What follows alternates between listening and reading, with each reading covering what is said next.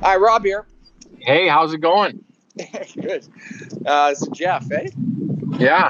There you go. Okay. Well, I'm glad we did this on AGvisorPRO. So, where was the hail damage, Jeff? You know where that Sylvan Star cheese farm is?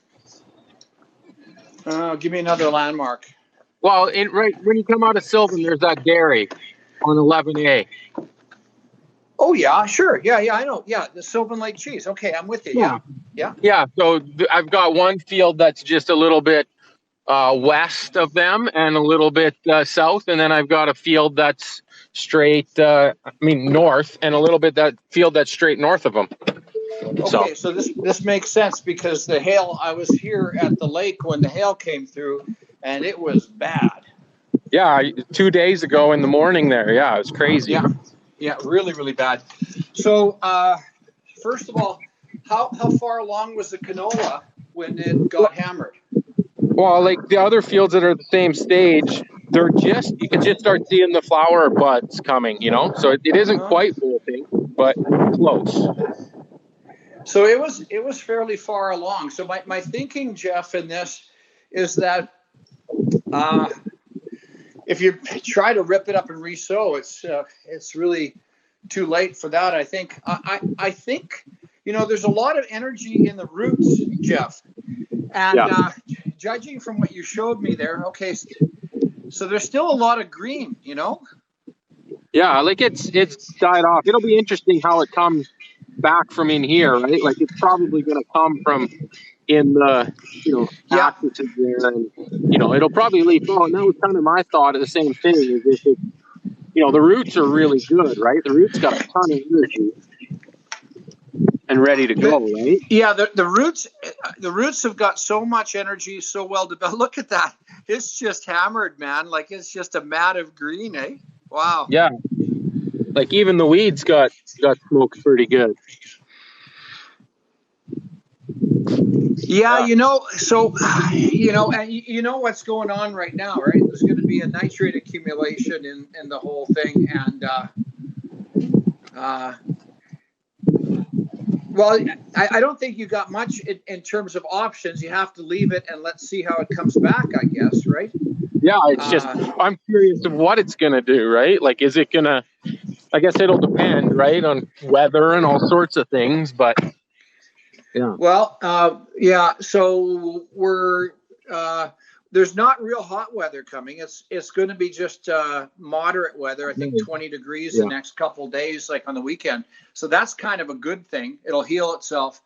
You know what's going through my brain right now is I wonder if a small shot of a phosphate or something wouldn't help, but it might. We just don't have enough data on it. But the fertility background, the fertility on what you got there is really good, right? Your fertility is strong.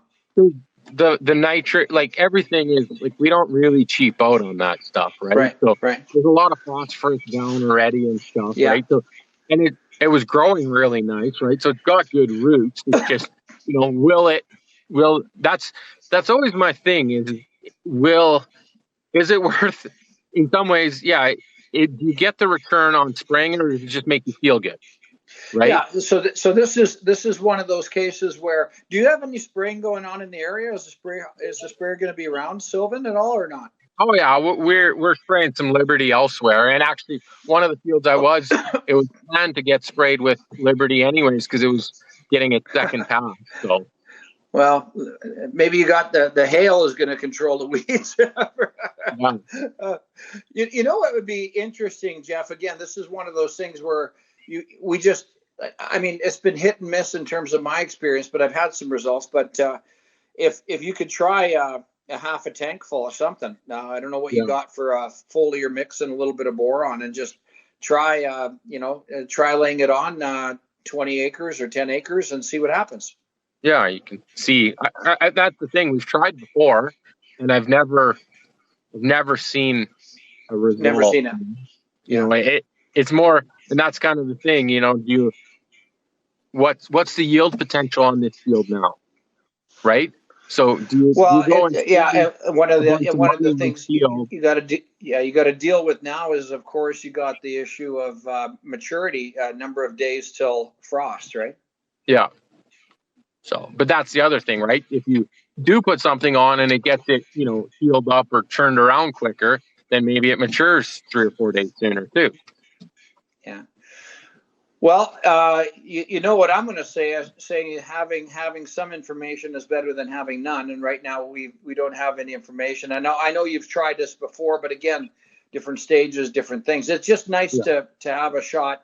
And even if it was 2 or 3 acres, at least a guy would have something to look at. I would come out and have a look at it too. But I think, just without the debate on the foliar, I think that the root mass is really quite big, and as long as there's green there, I think that you know how you and I have been surprised over and over again at how resilient canola is, and it comes back, right? Yeah.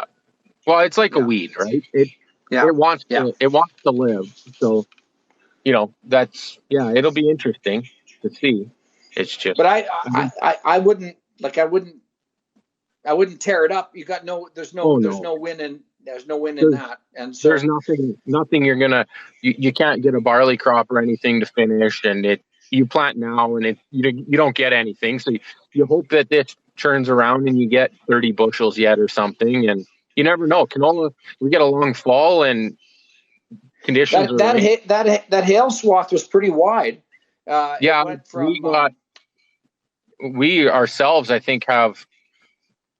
Oh, I probably have 600 acres of canola that looks like this. And then the wheat stood up a lot better, right? It always does.